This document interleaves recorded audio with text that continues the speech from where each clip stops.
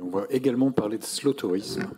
Mais tout d'abord, un petit mot au sujet de la soi-disant dégradation des paysages par l'éolien.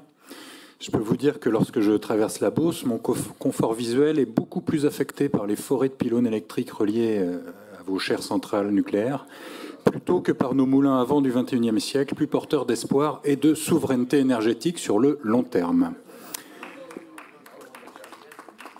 Je referme cette parenthèse et saisis l'occasion de ce rapport pour vous proposer un éclairage particulier sur l'expérience touristique portée par les parcs naturels régionaux.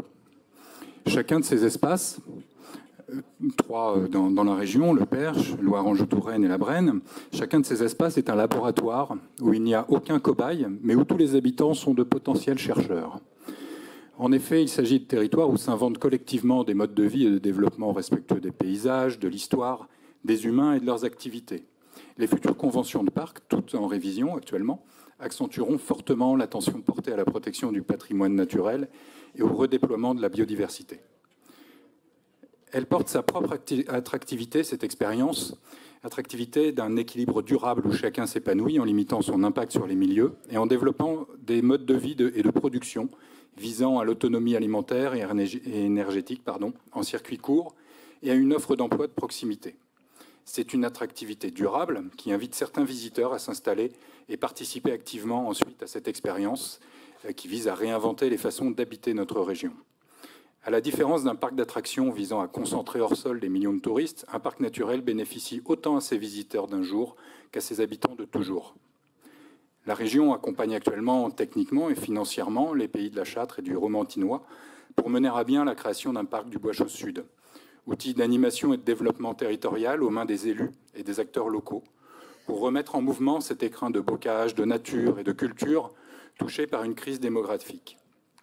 Les courbes de baisse de la population et de la biodiversité y sont parallèles, ce qui prouve qu'il n'y a pas d'opposition entre la nature et l'humanité, nos paysages étant façonnés par des millénaires de mise en valeur patiente et respectueuse des milieux naturels. Dans le Sud-Berry, tous les ingrédients sont réunis et ne demandent qu'à faire recette sous l'impulsion publique et citoyenne réveillée.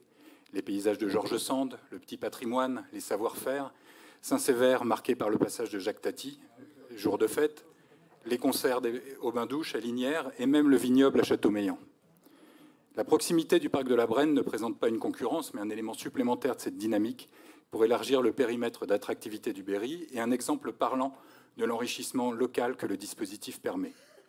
Malheureusement, particulièrement dans l'Indre, des expressions politiques sceptiques, voire hostiles, se sont fait jour et freinent les études et concertations préalables à ce projet, que notre région continue pourtant à financer et animer afin de ne pas abandonner les dynamiques existantes.